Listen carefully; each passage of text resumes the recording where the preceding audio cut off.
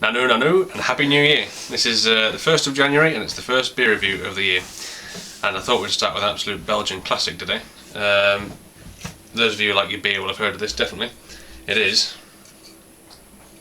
first beer of 2012, Kwak. Now I've had this a couple of times before, I mean who hasn't? But I thought I'd review it. Kwak, it's like an amber Belgian speciality beer. It's called Kwak because it's named after the gentleman that invented it in 1791. Pavel Kwak. It's recommending serving is between 5 and 6 degrees. This is probably about that. I would say maybe 7 because I've had it out a bit longer. Alcohol wise, it's fairly strong ABV. It's 8.4%, so it's nice sort of warming beer. And those of you in the know will know that Kwak is supposed to be served in a very, very funky looking glass. I happen to have such a glass. There you go. The Pavel Kwak stirrup glass. Now, I think this was designed back in the old days to...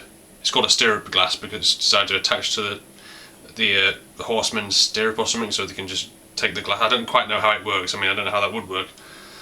But it looks straight off like you're supposed to hold that as a handle and drink.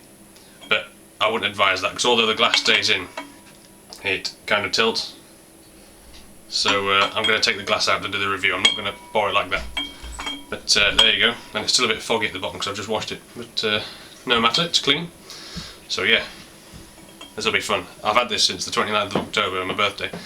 And I haven't used it since because I haven't been able to get a bottle of Kwak. But now I have. We'll christen the glass with its proper beer.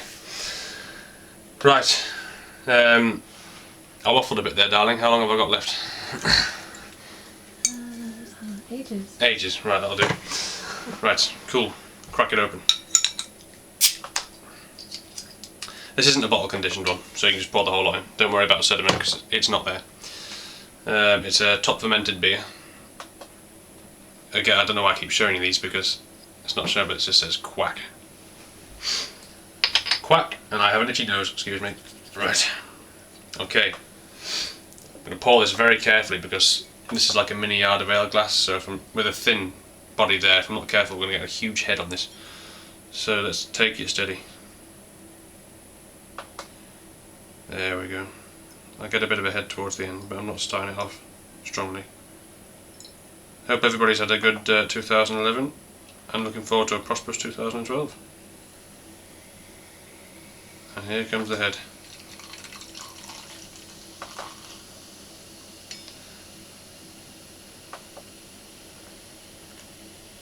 Oh right, I could have got a bigger head on that, never mind. The smell coming off that straight away, it's like a sweet, caramelly sort of smell. I just want to get that in so you can see it in all its glory. There we are. That is what Kwak should look like. I hope I'm getting this in the shot, do you? Yes.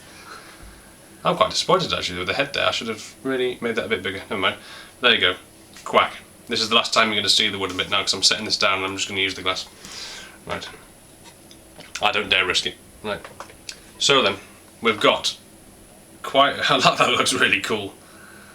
Quite a carbonated beer.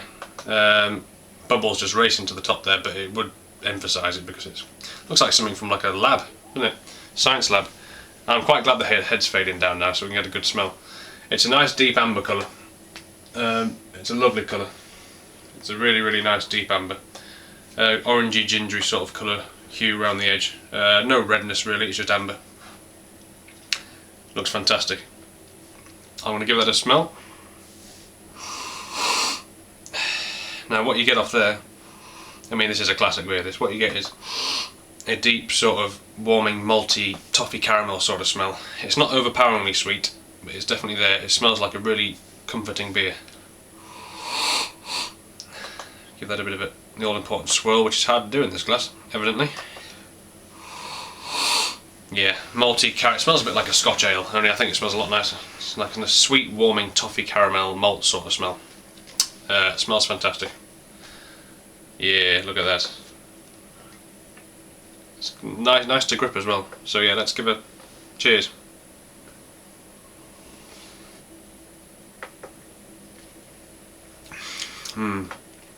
First thing, as soon as it hits the tip of your tongue, sweetness straight away.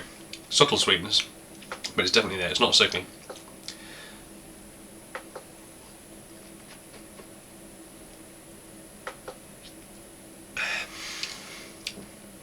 Dry, bitter, florally hop finish there.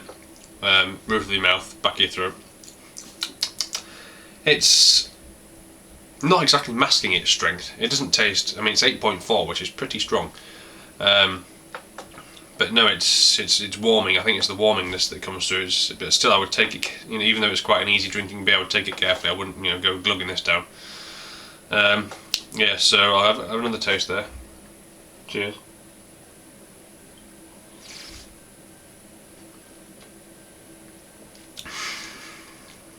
Yeah, you get like a I said about the toffee caramel sort of. You get that sort of a smooth vanilla fudge sort of type creaminess coating your mouth a little bit. The carbonation just dances on your tongue and then it sort of fades away. It doesn't hang around, which is good because you don't want a fizzy beer. I mean, you can see if I hold it up close, if there's enough light there to see, you can see the bubbles just streaming in there. From the bottom, hopefully. But like I say, it doesn't really, feel fizzy in the mouth. It doesn't feel like a soft drink or anything.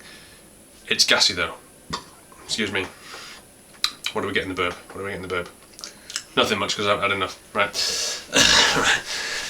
Yeah. So I have another taste and we'll give it a lowdown. I mean, I've had this beer before, so this isn't. Sorry if I don't sound too surprised. I know what it's like, and I know it's a good beer. And if you're just getting into Belgian beers, especially, this is one of the first ones you want to try. Honestly.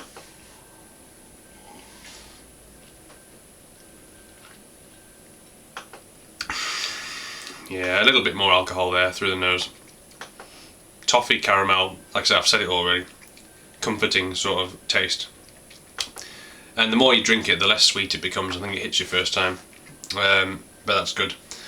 It's quite easy to get hold of. Although, you can get it quite easily from Tesco, for example. And they've just started stocking it back in. And I was looking for it for ages. I couldn't find it anywhere. And Tesco had stopped stocking it, so I ended up going to a department store we have here, and I paid about £3.20 or something because it's a really expensive store for a bottle of Kwak, and it's about £2.19 or something retail normally. So, but never mind. It was worth it though. But still, I don't think I'll pay that much again. Yeah. So it's deep, sort of. It's not heavy. It's quite a light-bodied beer. Nice feel in the mouth, not too carbonated. Caramel toffee sweetness, more in the feel than the taste. It doesn't taste like eating a bar of toffee or anything like that. But it's got that certain. I think it's the malt that does it. Malt combined with the sweetness gives it a nice sort of fairly robust round character, and it really is good. I'm going to put it in the stirrup one more time and give you the final look. You can actually get a bigger version of this as like a yard of ale glass as well, which would be awkward. So yeah, I think just for fun, I'm going to try, if I've got enough time left, to drink it like this. And if it goes down my front and up my nose, then you can all have a jolly good laugh. What the hell, it's the 1st of January. Cheers. A vodka something.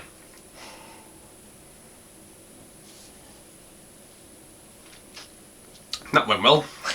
If the glass was any emptier, then I'd have to tip it in it and go everywhere. So yeah, Pavel Kwak. Good Belgian beer to get started with. Cheers.